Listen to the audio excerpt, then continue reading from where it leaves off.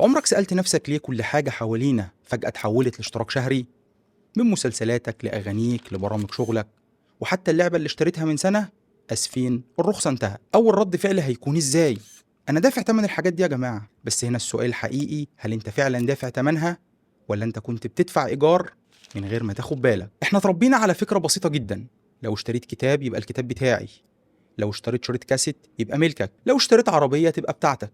الفلوس بتندفع مرة واحدة والملكية بتفضل معاك طول العمر. دي كانت القاعدة الأساسية، لكن القاعدة دي بتختفي قدام عينينا. بص على كشف حسابك آخر 6 شهور: نتفليكس، سبوتيفاي، اي كلاود، ادوبي، مايكروسوفت، اشتراكات الذكاء الاصطناعي. كل واحد لوحده رقم صغير، لكن اما تجمعهم كلهم مع بعض تكتشف ان في جزء محترم جدا من مرتبك ودخلك بيختفي منك كل شهر من غير ما تكون اشتريت اي حاجة جديدة. والسؤال هنا، ازاي خطة ب5-6 دولار في الشهر قدرت تبلع الاقتصاد العالمي وتحولنا كلنا من ملاك لمستأجرين أبديين؟ وإيه الفخ اللي الشركات الكبيرة بتنسبه لنا لو فكرت تتمرد وتشتري أجهزتك للأبد؟ وده اللي هنحاول نجاوب عليه مع بعض في حلقة النهاردة. وأنا أحمد شحاتة، وده نفس الأثر. في الحقيقة القصة دي مش عن نتفليكس ولا عن سبوتيفاي ولا عن البرامج. القصة عن فكرة أكبر بكتير، فكرة اسمها نهاية عصر الملكية. البداية دايما يا اخوانا بتكون بريئة جدا ومغرية لأبعد حد. زمان الاقتصاد كان مبني على علاقة واضحة وصريحة اسمها التعامل لمرة واحدة. لو انت محتاج تشتري برنامج زي الفوتوشوب او الاوفيس كنت بتروح تدفع مبلغ محترم، مثلا 200-300 دولار. وفي بعض البرامج المتخصصة بتدفع اكتر، تاخد علبة فيها اسطوانة تسطبها على جهازك والبرنامج بقى بتاعك للأبد. تستخدمه سنة، تستخدمه 10، ترميه في الشارع، لكن في النهاية محدش يقدر يخبط على بابك ويقول لك هات فلوس تاني. لكن في اللحظة دي الشركات الكبيرة أدركت إن نموذج البيع لمرة واحدة نموذج فاشل استراتيجيا ومحدود جدا. طب ليه؟ لأن الشركة بتبيع لك المنتج وبعدين تضطر تقعد سنين وسنين تصرف وتطور ملايين عشان تنزل لك نسخة جديدة فيها مميزات جديدة عشان ترجع تقنعك تشتري من تاني. الأسواق في الوقت ده كانت بتتشبع بسرعة كبيرة جدا والمبيعات كانت بتبقى متذبذبة. وهنا ظهر السحر الأسود الجديد: اقتصاد الاشتراكات. لو جينا نشوف السيكولوجية اللي ورا الموضوع ده هنلاقيها مرعبة جدا رغم بساطتها. الشركات دي فهمت إن العقل البشري بيستثقل الدفعات الكبيرة الكاش، بس بيستسهل شوية الفك. بدل ما تدفع 200 دولار مرة واحدة وظهرك يوجعك، ايه رأيك تدفع لنا 5 دولار بس كل شهر؟ طبعا انت كمستهلك بتشوف ان ال5 دولار ده مبلغ تافه، اقتطاع شهري صغير اوتوماتيك من فيزا بتاعتك مش هتحس بيه وسط زحمة المصاريف بتاعتك. بس اللي انت مش واخد بالك منه انك على مدار 10 او 15 سنة هتكون دفعت اضعاف ثمن البرنامج الاصلي. والاهم من كل ده، انت في النهاية لا تملك اي شيء. بمجرد ما توقف الدفع او الفيزا بتاعتك رصيدها يخلص، كل شغلك وادواتك وتاريخك مع البرامج دي بيتبخر في ثانية واحدة. انت حرفيا بتبني بيتك على ارض مملوكة لغيرك. مش هخبي عليكم يا اخوانا، التفاعل على القناة مهم جدا لان دي اللغة اللي الخوارزميات بتفهمها، وده اللي بيساعد القناة انها تكمل. وخصوصا ان القناة ملهاش سبونسر. لو ما فيهاش تعب يا صديقي، انا مش طالب منك اكتر من انك تعمل لايك وتكتب اي تعليق مهما كان رايك في الحلقه، لان ده بيساعدنا اننا ننتشر ونوصل لغيرك. لكن اللعبه الحقيقيه يا صديقي ما كانتش في جيبك انت، اللعبه الكبيره كانت بتتلعب في وول ستريت. المستثمرين في البورصه بيكرهوا المفاجآت وبيحبوا الاستقرار. لما شركه عملاقه زي ادوبي قررت في سنه 2013 انها تاخد مخاطره انتحاريه وتوقف بيع برامجها على اسطوانات وتنتقل بالكامل لنموذج الاشتراكات السحابيه، وجي معاهم جهاز البلاي ستيشن واكس بوكس، خلوا اهم المميزات مربوطه باشتراك شهري عشان اللاعبين يعرفوا يلعبوا. هنا الدنيا قامت ما قعدتش. في الاول المستخدمين اعترضوا وعملوا حملات غضب، لكن بص على وول ستريت عملت ايه. الاسواق الماليه كافئت ادوبي وغيرها بشكل جنوني. طب ليه؟ لأن الشركات خلقت وحش مالي جديد اسمه الإيرادات السنوية المتكررة. المستثمر بقى عارف إن أدوبي عندها ملايين المشتركين اللي هيدفعوا كل شهر وكل سنة بانتظام، كأنهم بيدفعوا فاتورة كهرباء بالظبط.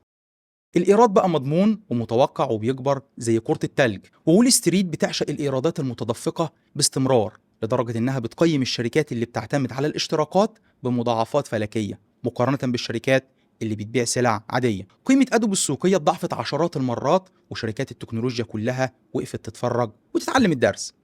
في اللحظة دي وول ستريت بعتت رسالة واضحة وصارمة لكل الشركات في العالم: نموذج البيع لمرة واحدة مات، واللي مش هيتحول لاشتراك شهري هنخسف بقيمته السوقية الأرض.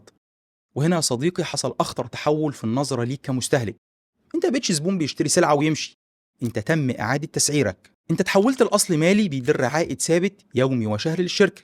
بقيت زيك زي السندات والعقارات اللي بتوزع أرباح. العدوى بدأت في السوفت وير لأن منطقي إن أنت تدفع مقابل مساحة تخزين سحابية أو تحديثات أمنية مستمرة، صح كده؟ هنقول مبلوعة شوية، لكن الطمع الرأسمالي ما بيقفش أبدا عند حدود المنطق. بمجرد ما الشركات دقت طعم الفلوس المضمونة والمستمرة من الاشتراكات، عينهم راحت على حاجة تانية خالص.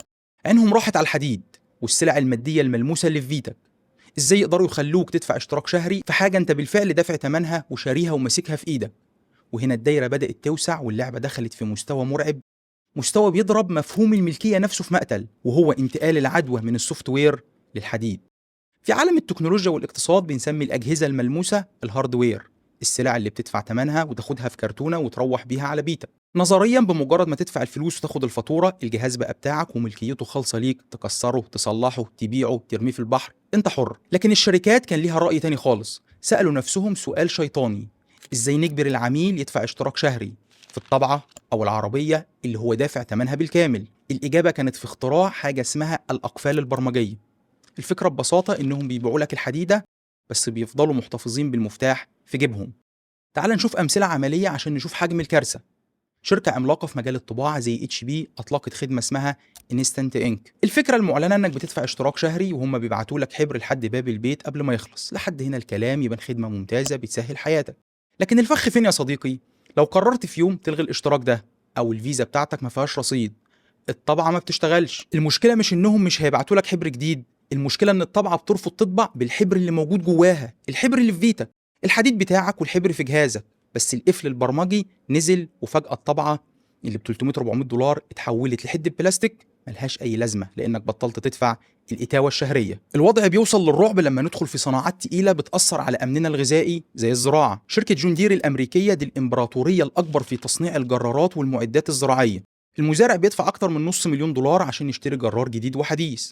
زمان لو الجرار عطل، المزارع بيجيب مفكات ويحاول يصلح، يجيب أي ميكانيكي جنبه يصلحه. دلوقتي مستحيل. الجرار فيه أقفال برمجية، لو حساس واحد عطل الجرار كله بيقف، والمزارع ما يقدرش يصلحه حتى لو راح اشترى قطعة الغيار الأصلية، لأنه بقى محتاج كود برمجي يفتح القفل، والكود ده ما بتاخدوش إلا لو كنت دافع اشتراكات الدعم الفني وبتجيب مهندس الشركة المعتمد اللي بياخد مبالغ خرافية. المزارع هنا اشترى 10 طن من الحديد والصلب ودافع دم قلبه، لكنه اكتشف في النهاية انه ما يملكش الجرار، هو مجرد مستأجر لحق استخدام السوفت وير اللي بيشغل الجرار.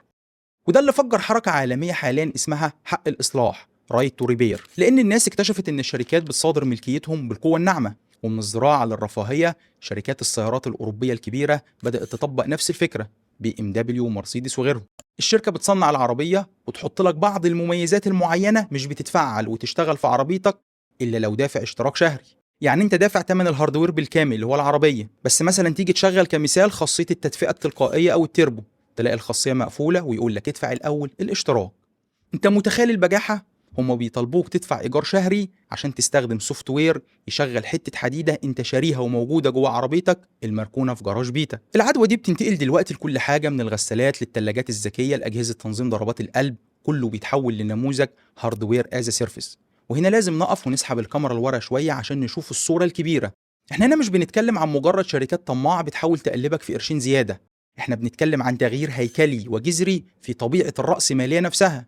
احنا بننتقل من اقتصاد الإنتاج لشيء أشد قسوة اسمه الرأسمالية الريعية الجديدة. وعشان نفهم الكارثة دي هيكليا وأثرها على حياتنا، خلونا ناخد مثال بسيط نشرح بيه نموذج مصغر للي بيحصل في الاقتصاد كله.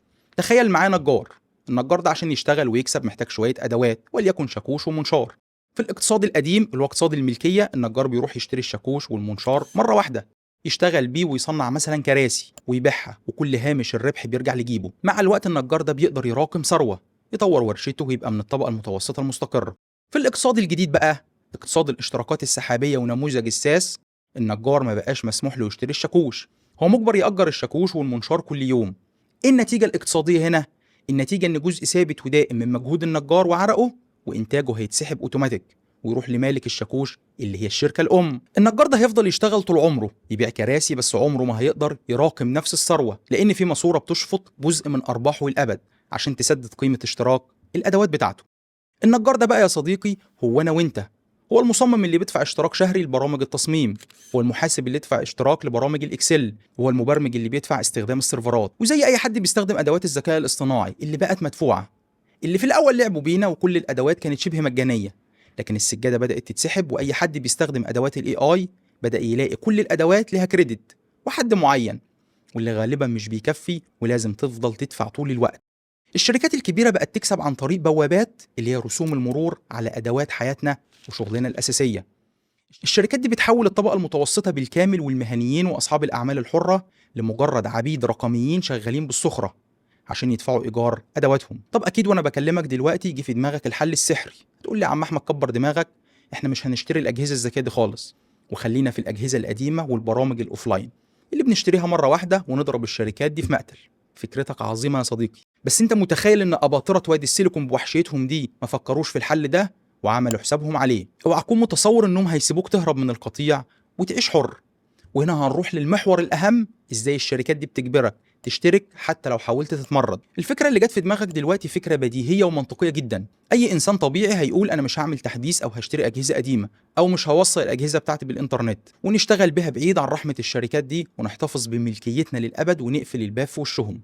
الحل ده يبان طوق نجاة، بس الحقيقة إن في فخ متصمم نصبته لك الشركات الكبيرة بذكاء شديد تحت مسمى شيك قوي اسمه التقادم المخطط، أو خلينا نسميه باسمه الحقيقي مفتاح الإعدام التقني.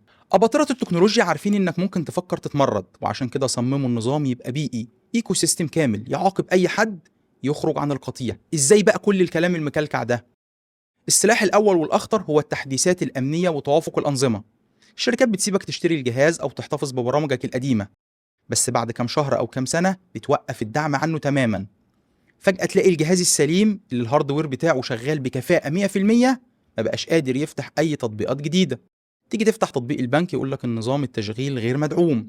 وأكيد كلنا حصل معانا الموقف ده، معانا موبايلات وأجهزة لابتوب شغالة زي الفل، وأول ما التحديث الجديد ينزل تلاقي الجهاز بقى بطيء جدا جدا، وكمان بيمنعوك إن أنت ترجع للنسخة الأقدم في بعض الشركات.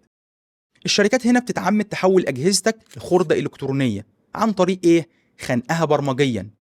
وهم الصراحة بيستخدموا حجة شيك قوي، حماية أمنك الرقمي، عشان يجبروك ترمي جهازك اللي شغال وتدخل في دوامة الاشتراكات أو تشتري أجهزة الجديدة. مفيش مفر، النظام متصمم عشان يكسر أي محاولة للاستقلال والملكية الفردية. وهنا يا صديقي بنوصل لقمة جبل الجليد. احنا قدام أكبر عملية سرقة لتكوين الثروة في التاريخ الحديث، وعملية إبادة ممنهجة للطبقة المتوسطة. عشان تفهم الكارثة الاقتصادية دي لازم نبص على الأجيال اللي قبلنا كانت بتعمل ثروتها إزاي. جدك أو والدك لما كان بيقبض مرتبه كان بيعمل إيه بالدخل بتاعه؟ كان بياخده يعمل بيه جمعية أو ياخد سلفة ويروح يشتري بيت أو عربية أو حتى عدة لورشته. في الأول بيكون مضغوط ماديا جدا لأنه بيقعد يسدد أقساط، بس بعد 4-5 سنين القسط بيخلص. في اللحظة دي بيحصل شيء سحري في الاقتصاد، وهو الأصول بيبقى ملكه بالكامل، ومصروفاته الثابتة بتبدأ تقل جامد. فبيبدأ يتوفر معاه حاجة اسمها الدخل المتاح. الدخل ده هو اللي بياخده يحوشه أو يستثمره أو يفتح بيه مشروع تاني. دي الآلية الوحيدة اللي خلت الطبقة المتوسطة تكبر ويبقى عندها ثروة، وثروتها دي بتتراكم وتورثها للأجيال اللي بعدها. تعال بقى نبص على الأجيال بتاعت دلوقتي، جيل اقتصاد الاشتراكات. انت بتتولد وبتعيش في عالم كل حاجة فيه بالإيجار، بتأجر مساحة تخزين لصورك وذكرياتك على الكلاود، ولو بطلت تدفع صورك بتتحذف.